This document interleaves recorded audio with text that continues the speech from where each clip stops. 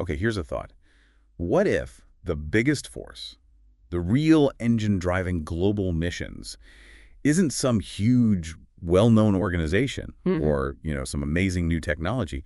What if it's, what if it's your local church, the one right down the street? It all sounds a bit counterintuitive, doesn't it? It really does, yeah. I think we're often conditioned to think about missions in terms of heroic individuals out there on the field or these massive, complex nonprofits doing the heavy lifting.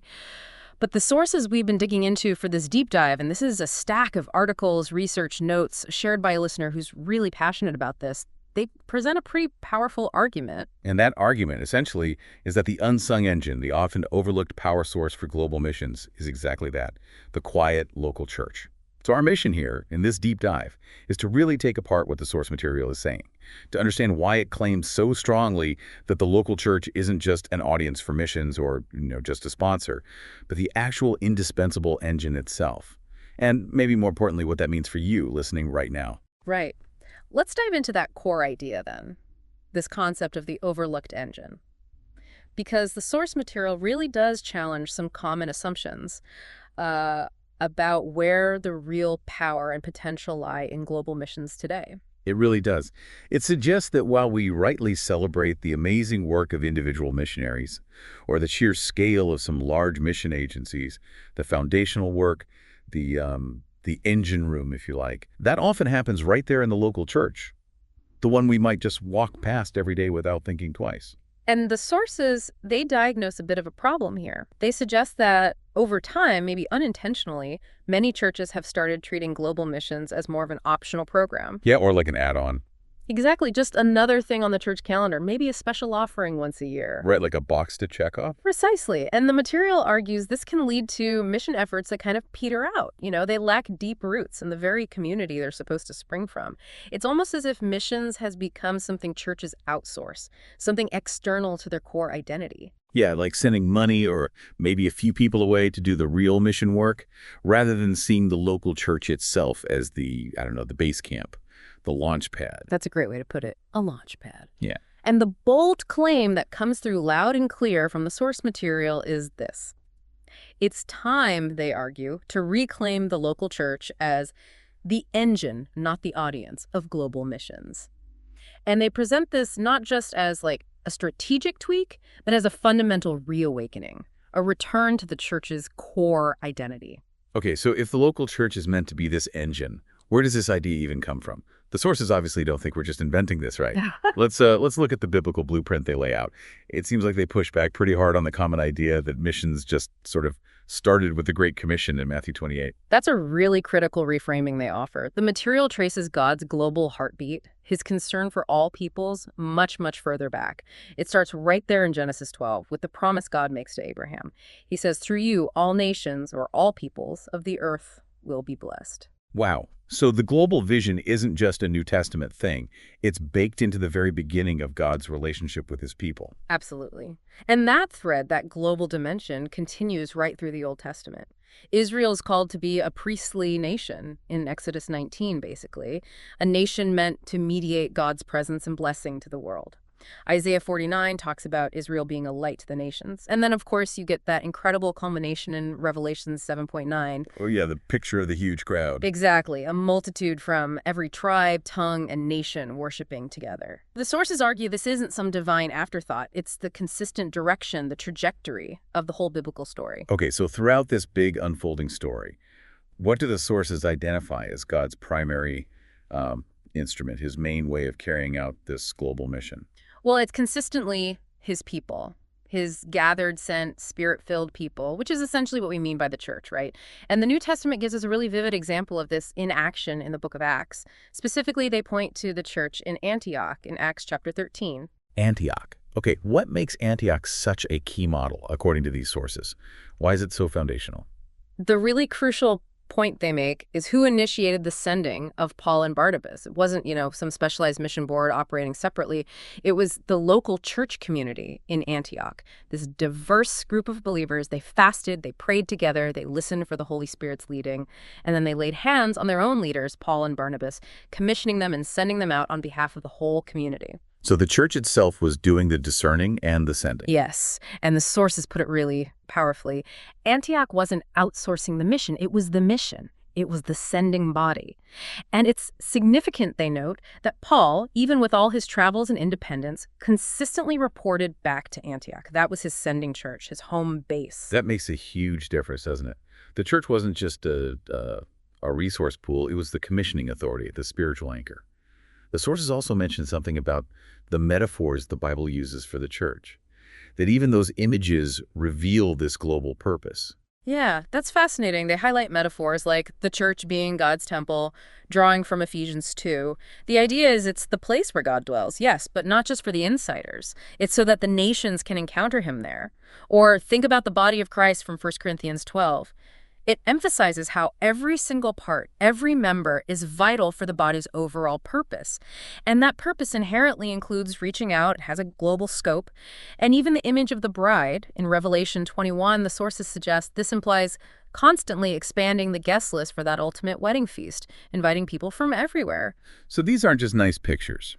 No, they argue these are fundamental identity statements, and they all have missional, outward-facing implications built right in. It really sounds like mission isn't just one of the things the church does. It's actually core to who the church is designed to be. And this connects to that idea of the priesthood of all believers, right? Exactly. And they stress this isn't just, a concept Martin Luther came up with during the Reformation. It's deeply biblical. You see it in Exodus 19, 1 Peter 2, Revelation 5. It means every single believer is called to be a priest, someone who represents God to others and others to God, someone who proclaims his excellencies. So the sources argue the Great Commission isn't some elite assignment for just pastors or professional missionaries. It's a communal inheritance. Every believer is, in a sense, a sent person. Every believer is sent. Wow, that fundamentally changes how you see the role of the average person sitting in church on the Sunday, doesn't it? They're not just spectators. And what about Acts 1.8, being witnesses in Jerusalem, Judea, Samaria, and to the ends of the earth? How did the sources read that? Yeah, they offer a caution there. Don't read it like a sequential checklist, Finish job 1 in Jerusalem, then move to Judea, then Samaria, and finally, maybe think about the ends of the earth someday. They interpret it as a simultaneous commission. Picture concentric circles of influence spreading outwards, starting right where you are, extending further out, but all happening concurrently.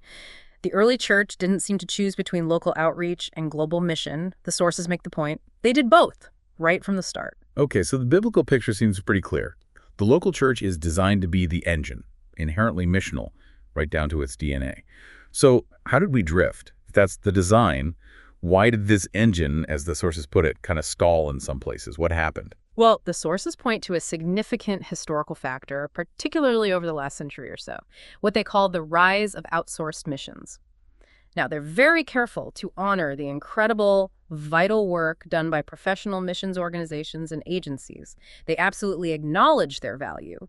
However, they note that these organizations, sometimes just by their nature and structure, ended up functioning somewhat independently from local church, rhythms, and leadership. And this, perhaps unintentionally, started to sideline the church's primary role. Ah, okay. So mission gradually became something done by the specialists, by the agencies, rather than something flowing directly from the heart of the local church community itself. That seems to be the drift they're describing. And the sources call this outcome the tragedy of ecclesial decentralization. Basically, missions started to be perceived in many churches as sort of Peripheral. Yeah, optional, or maybe just an external add-on, rather than something absolutely central to what it means to be the church. And what fed into that shift? Did the sources identify specific contributing factors? They list several things that likely played a part, often intertwined.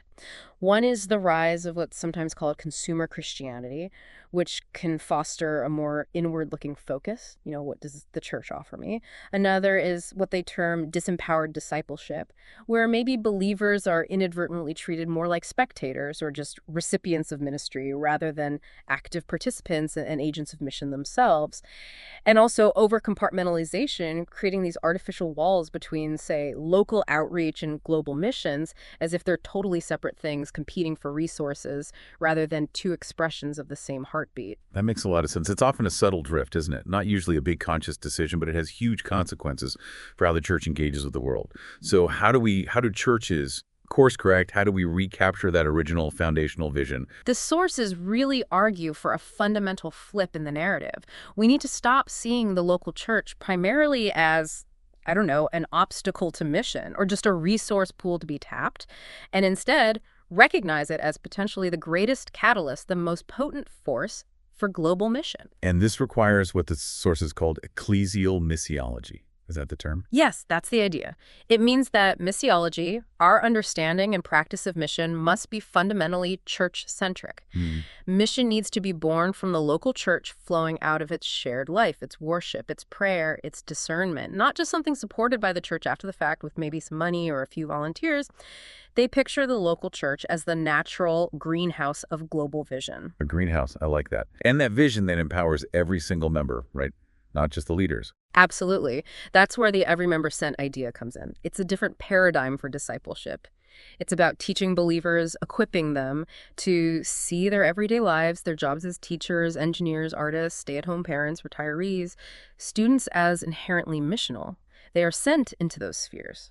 The workplace, the school, the neighborhood, even digital spaces. The local church becomes the place that equips them to be faithful missionaries right where they are, while also identifying, training, and sending those called to go cross-culturally. So this missional identity, this sentness, needs to permeate everything the church does, not just a specific program. That seems to be the goal, yes. Spiritual formation itself needs to have a distinct missional spine. So worship services, teaching series, small group discussions, community life, all of it should consistently point outwards, nurturing God's heart for the nations within the very fabric of the congregation. Okay, that's a really compelling vision, and the diagnosis of the drift makes sense. But let's get practical. How does a local church actually do this? What are the frameworks or handles the sources suggest for, igniting this engine? They offer several practical areas, and they're all pretty interconnected. A huge one is mobilization, but they redefine mobilization. It's not just about, say, recruiting people for the next short-term trip. It's much deeper. It's fundamentally about discipleship. It's about shaping hearts, building a robust biblical worldview, and really equipping believers for intentional gospel living wherever God has placed them. And a big part of that equipping is helping people figure out how they fit in, right? Understanding their own gifts.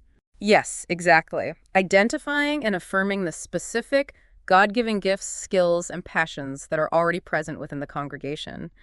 The sources emphasize this isn't just a practical task. It's an act of spiritual discernment, drawing on biblical teaching about spiritual gifts in places like 1 Corinthians 12 or Romans 12. It's about uncovering the unique contributions God has designed each person to make. They even shared a story about one church that did this sort of detailed mapping exercise. Oh, yeah. Yeah, they uncovered members with skills ranging from water purification engineering to graphic design to teaching English, and that allowed them to design a really unique, complex, and impactful mission engagement that leveraged those specific gifts. That's fantastic. A great example of using what you already have. And the sources also talk about creating clear pathways for involvement, so it's not just one size fits all. Right. Moving beyond that simplistic binary of either you're a goer, a full-time missionary, or you're, well, not. The sources suggest thinking in terms of a spectrum of vital roles. There are goers, yes, those who physically relocate cross-culturally. But there are also senders, those who provide the essential prayer, financial, logistical, and relational support. Then there are welcomers, those who intentionally engage with international students, immigrants, or refugees in their own local community. And mobilizers, those who have a gift for inspiring and equipping others for mission. The goal is to create a clear map so that every member can see a meaningful and concrete way for them to participate in God's global mission using their unique wiring. And part of that map, I guess, involves helping people see the mission field that's right under their noses. Absolutely. Teaching members to see mission everywhere. Their workplace isn't just a place to earn a paycheck, it's a mission field. Their home, their neighborhood, their online interactions, these are all daily mission fields. The local church then equips them to live faithfully and missionally in those everyday spaces. Okay, so how do the sources suggest churches integrate mission into discipleship more deeply, beyond just, say, a 6-week class on missions? It's really about weaving missional themes into the very core of the church's discipleship processes. So teaching the biblical basis for mission shouldn't be an elective. It should be foundational. Cultivating cross-cultural awareness and sensitivity, developing basic apologetic skills, how to articulate faith respectfully in a pluralistic world, embedding compassionate service as a normal expression of faith. These aren't add-ons for the really keen people. They're part of what it means to form a mature, whole-life disciple of Jesus. And what about short-term mission trips? They're so common, but they also get a lot of criticism sometimes. How do the sources frame their role? They definitely see potential value in them, primarily as discipleship catalysts and learning labs, but with some important caveats. The big caution is against them becoming ends in themselves, or devolving into a kind of religious tourism, or just quick fixes that don't have lasting impact. The sources stress the absolute necessity of thoughtful planning, really thorough preparation, cultural, spiritual, practical, and having clear objectives that are developed in partnership with local ministries on the ground, not imposed from outside. Partnership is key there. Absolutely. And then, crucially, intentional post-trip integration, helping participants process their experience, connect it back to their lives at home, and avoid just seeing it as an isolated event. They should ideally function as a gateway to deeper ongoing involvement, not just a one-off destination. Okay, so moving from just events towards building sustainable mission programs, how do churches create rhythms and structures that actually last? Yeah, that's crucial. It's about shifting mission from being an occasional highlight on the calendar to becoming, as the sources put it, the very lifeblood of the church's identity and activity. And that has to start with leadership, I imagine. Oh, completely non-negotiable, according to the sources. Pastors, elders, key leaders, they must be the primary champions of mission. This means actively weaving mission into the church's core vision statement. It's strategic planning, it's preaching, it's prayers. The sources have a pretty blunt line on this. A church drifts toward comfort unless leaders intentionally drive toward mission. That's a strong statement. It is. All right. They also strongly recommend establishing a dedicated missions team or committee. This group acts as a kind of missional nerve center for the church, helping develop strategy, vetting potential partners, coordinating support for missions, and ensuring good stewardship of resources. Building on that idea of pathways again, how can these sustainable programs empower all the diverse gifts within the church? We talked about engineers, artists. Right. It's about recognizing that mission needs everyone. So churches can create graduated levels of involvement, maybe starting with simple steps like committing to learn about a specific people group or pray regularly for missionaries, then moving towards consistent financial giving, perhaps participating in local cross-cultural ministry, going on a well-planned short-term trip, and for some, discerning a call to go long-term or play a key sending role. This kind of framework intentionally creates space for people with all sorts of gifts: teachers, tech experts, artists, business professionals, medical personnel, administrators, encouragers, showing them how their unique abilities are vital to the overall mission. And what about the money side? Aligning the church's finances with these mission priorities. Yeah, this is critical. The sources call it budgeting with eternal ROI, which basically means asking, does our church's spending actually reflect God's kingdom priorities? It involves sacrificial, intentional investment in supporting global workers, partnering in church planting efforts, contributing to relief and development, funding training initiatives. They often recommend establishing a dedicated missions fund, perhaps setting aside a specific percentage, like 10% or more, of the church's overall budget. This brings clarity, focus, and allows for strategic allocation of financial resources for mission. And making sure mission stays visible throughout the year, not just a one-off. Exactly. Ensuring mission isn't just relegated to, say, one Mission Sunday a year. It needs to be the consistent beat of the calendar. This could look like regular prayer gatherings focused specifically on global mission, integrating missionary updates and stories into worship services frequently, holding meaningful commissioning services for those being sent out, maybe having a dedicated mission focus month that's really about vision casting and prayer, not just fundraising. Let's dig a bit deeper into that funding aspect. The sources really emphasize that financial giving is central to mission, don't they? They absolutely do. They point straight to Scripture. Think about the Apostle Paul's missionary journeys. They were consistently fueled by the financial support of churches like the one in Philippi, or his plans to be helped by the Roman Church. And they frame this giving not just as, like, paying a bill or a duty. No, not at all. It's framed much more positively as a privilege, an opportunity for believers to actively participate in God's global work. It's seen as reflecting God's own generous character. You know, John 3:16, God so loved the world he gave. Giving becomes an act of worship, an expression of trust in God's provision, echoing Jesus' teachings in Matthew 6 about treasure in heaven. And of course, transparency and accountability are vital here. Having that dedicated fund helps ensure clarity, encouraging consistent, regular giving patterns builds sustainability, and providing clear reports to the congregation and to mission partners demonstrates good stewardship. Okay, let's shift to partnerships then. This seems like a really key area. The sources stress the need for authentic, strategic, and spirit-led collaborations, right? Absolutely. The big emphasis here is moving beyond relationships that feel purely transactional, where a church just sends a check once a month and gets an occasional newsletter. They encourage looking back to the early church model, which seems much more mutual and reciprocal. Think about Paul's relationship with the Philippians. Again, they shared in his ministry, and he was enriched by their partnership. It's about living out that body of Christ interdependence that Paul talks about in 1 Corinthians 12. We need each other. So it's way more than just the financial connection. Oh, much, much more. Regular, meaningful communication is vital. The sources call it the lifeblood of the partnership. Consistent prayer support is described as the spiritual engine. Practical assistance, finding tangible ways to help, is about living out the biblical call to bear one another's burdens. And for these partnerships to be healthy, they need to be built on shared core convictions, aligned theology and vision. There needs to be mutual accountability. And there's huge potential for synergy, maybe leveraging the specific expertise of established organizations for things like complex church planting projects or humanitarian aid, or finding unique ways for churches to collaborate directly. They shared a really moving story of a small church in the Midwest that developed this incredibly deep reciprocal partnership with a church planter in Southeast Asia. It went way beyond just sending money. They were praying specifically, communicating regularly, even sending teams to help with practical projects identified by the planter. It was a true partnership. That sounds much richer and probably much more resilient too. How do the sources talk about the actual sending strategies, the process of sending people out? They frame sending itself as a really sacred act, ultimately a divine mandate, recognizing that God himself is the first and primary sender. But for the church, it involves a careful, prayerful process. First, identifying potential missionaries.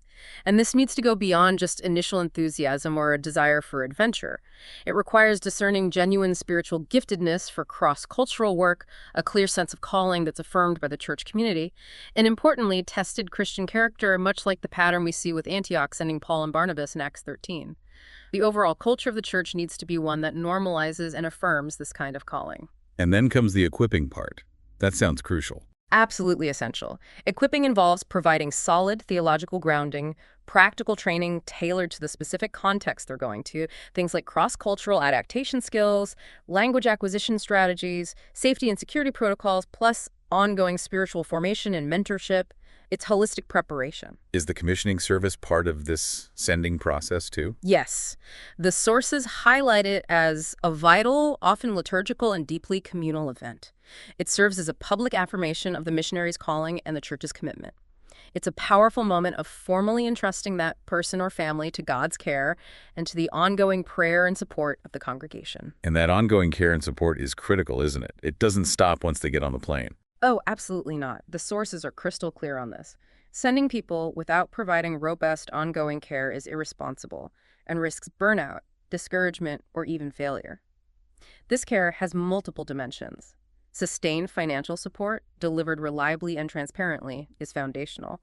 But just as important is emotional and spiritual care, things like dedicated prayer networks, access to good member care resources like counseling or debriefing, regular check-ins. They also specifically highlight the often overlooked need for structured re-entry support when missionaries eventually return home, which can be a really challenging transition. The sources basically map out a comprehensive sending pipeline. It starts with identification, moves to assessment, then training and preparation, followed by the actual sending and commissioning, then, crucially, ongoing care while they're on the field, and finally, re-entry support when they return. So the church's role really evolves throughout that whole journey, but it never actually ends. Exactly. Ideally, it's meant to be a lifelong connection, a true partnership in the gospel. Storytelling and celebration are also listed in the sources as important practical elements. How do they connect those specifically to mission? Well, they see storytelling not just as a nice add-on, but as integral to mission itself. They point to Jesus' use of parables in Paul's letters, which are full of stories about what God was doing. Stories are powerful ways to communicate the gospel message in a relatable way. They testify to God's faithfulness and power in action. And crucially, stories mobilize prayer. They give people concrete situations and real people to pray for. The sources even call prayer the most powerful weapon fueled by these stories. And how does storytelling help build that missional culture within the church? It does a few things. It builds a shared identity by connecting individual believers and the local church to God's larger global story. It helps cultivate a culture of generosity by showing the tangible impact that giving and sending can have. And it fosters resilience by honestly sharing stories not just of success, but also of the challenges, perseverance, and faithfulness required in mission. So, Oh, interesting. Like what kind of approaches are they looking at? well, they discuss the idea of decentralized mission. For instance, leveraging the potential of diaspora communities, people groups scattered around the world. Or the incredible effectiveness of simple house churches in some contexts, citing examples like the rapid church growth in Iran, where apparently every believer is seen as a potential leader and house church planter. They also highlight business as mission, often called BAM. This is about using legitimate, profitable, and sustainable business ventures as platforms for gospel engagement, discipleship, and holistic community transformation, especially in places that might be difficult to access through traditional mission structures. And where does technology fit into these newer approaches? Technology is seen as a really powerful enabler. It can be used for remote training and theological education, for building virtual support networks for isolated workers, for facilitating global collaboration on projects, and for sharing information and resources in ways that just weren't possible even a decade or two ago. And synergy models, what do they mean by that? Combining different approaches. Exactly. It's about finding smart, collaborative ways to leverage the strengths of different methods and entities. So, examples might include formal church planting partnerships between denominations, agencies, and local churches, pooling resources and expertise, or BAM initiatives that intentionally integrate marketplace presence with local church life and discipleship. Or the concept of unreached people group, UPG adoption, where a local church commits long-term to focusing prayer, resources, and potentially sending teams towards engagement with a specific unreached group. The key message from the sources here is that it's often not an either choice between, say, traditional missions and BAM, or between local church initiative and agency partnership. It's increasingly about finding effective both-hand synergies. It sounds like the future involves reimagining sending and partnership as maybe more relational, collaborative, and adaptive, like the church becoming more of a networked family on mission. That seems to be the direction they're pointing towards, yes. Wow, okay. That is a lot to take in. We've gone from the deep biblical roots all the way to modern strategies like BAM and UPG adoption. How does a local church, maybe one that feels a bit overwhelmed by all this, practically take these pieces and actually craft a cohesive strategy? It feels like it could be daunting. The sources definitely acknowledge that potential feeling, but they strongly argue for the necessity of having a strategy. Passion alone, while essential, isn't enough. They point to the Apostle Paul, again, incredibly passionate, driven by the gospel, but also very strategic in his planning and movements.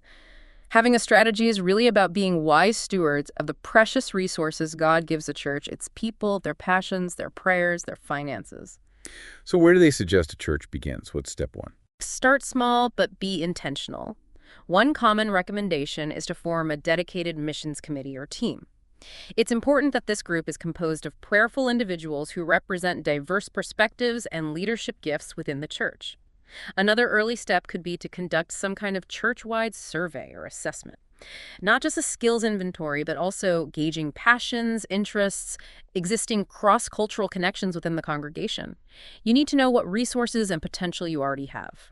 And what about choosing those partners we talked about? They really advocate for focus and strategy here. A church probably can't effectively partner deeply with dozens of different missionaries and organizations, so choose partners carefully. Look for alignment in core theology, missional vision, and ministry values. Think about that early church model. Again, churches often partnered closely with specific apostolic teams like Paul's. Prioritize building relationships with mutual accountability. And bringing back that idea of experiential learning. Yes, continuing to see things like short-term trips, not as the whole strategy, but as potential catalysts. Use them intentionally for discipleship, for vision casting, for building relationships with partners, making sure they're integrated into the broader missional journey of the church. In the absolute bedrock. Prayer. The sources come back to this again and again. Consistent, fervent, informed prayer is presented as absolutely essential. They echo the centrality of prayer we see right before major missional moves in the book of Acts, like in chapter 1 or chapter 13. This needs to be both corporate praying together during services, having dedicated mission prayer gatherings, and individual, equipping people to pray knowledgeably and faithfully for missionaries, for specific people groups, for global needs. And then making sure everyone stays connected and engaged with what's happening. Exactly. A clear and consistent communication plan is vital for building and sustaining that missional culture. Storytelling, as we discussed, is a huge part of this. Find ways to regularly integrate updates, prayer requests, and stories of impact across all the church's communication channels, sermons, newsletters, websites, social media, maybe even testimonies in small groups. Host events that aren't just informational, but that engage hearts and minds with God's global work. So the sources basically propose a framework for getting started. Form that task force or committee. Conduct an honest missional audit where are time, money, and teaching actually going right now. Define a clear missions philosophy, a compass to guide decisions going forward. Identify those key strategic partners, and develop that crucial communication plan to keep the vision alive. And did they boil it down to some concrete, actionable steps, like a checklist to get the ball rolling? Yeah, they offer several practical lists, but some common themes emerge. Things like actually do that missional audit. Relentlessly cast the vision for mission from the pulpit and leadership. Equip widely recognized and trained people for all those different mission roles. Going, sending, welcoming, mobilizing. Create clear pathways so everyone understands how they can get involved. Intentionally celebrate the senders and their sacrifices. Partner strategically and relationally. Evaluate the church budget and the church calendar through a clear missional lens. Integrate mission into the core discipleship pathway for everyone, and importantly, make a conscious effort to raise children and youth in a missional culture from the start. This has been such a rich discussion, really covering the waterfront from the why to the what to the how. But let's bring it right back home to the listener for a moment. Why does all of this big idea about the local church as the engine, why does it matter for you personally listening today? Well, it circles back to that foundational idea of the priesthood of all believers. What it means, according to the sources, is that your specific gifts, your everyday job or activities, your physical location, none of that is separate from God's mission in the world. It's actually integral to it. So you're not just, sitting on the sidelines watching the professionals do the work. Exactly. The picture the sources paint is that in God's design for reaching the world through his church, you are either called to be a missionary right where you are in your sphere of influence, or you're called to be a mobilizer and sender, actively helping others to go and fulfill their calling. They argue there really are no spectators in God's mission. And your local church, the actual community of believers you're part of. The sources present it quite starkly, actually. They see the local church not just as a plan, but as God's plan A for reaching the nations. And therefore, you are described as a vital, necessary thread in this magnificent, unfolding global tapestry that God is weaving. Your involvement, whatever shape it takes, is essential. That's a really powerful way to see the church and also to see our own place within it. It really is. It reframes the whole purpose of the local church, not just as a safe harbor for believers to gather and be ministered to, but as it was originally designed, a dynamic, spirit-empowered launchpad for taking the good news and the love of God to the nations, both right next door and around the globe. So just to recap, we've explored the deep biblical roots showing the church was always meant to be missional. We've diagnosed how, maybe subtly, that engine sometimes drifted off course. And we've dug into some incredibly practical frameworks covering mobilization, discipleship, sustainable structures, funding, strategic partnerships, sending well, the power of storytelling, and even modern synergistic approaches. And the potential impact the sources suggest when a local church truly recovers and embraces this core missional identity. While it's immense, it leads to transformation not only in the lives of those reached far away, but also within the church community itself, as people find their purpose in God's larger story. It weaves everyone into this magnificent, diverse tapestry of God's global purpose. It definitely leaves you with a lot to think about. There was one particular line from the sources that really stuck with me, kind of challenging. The mark of a great church is not its seating capacity, but its sending capacity. That's a powerful one. Or maybe this question, also drawn from the material, for all of us to ponder. Will your church ultimately be remembered more for the impressive building it constructed or for the equipped and passionate people it sent out into the world? Those are really provocative questions to end on. It certainly makes you think. What steps could you take personally? And what conversations might need to happen in your own local church community to help ignite this engine and truly become the launchpad God intends?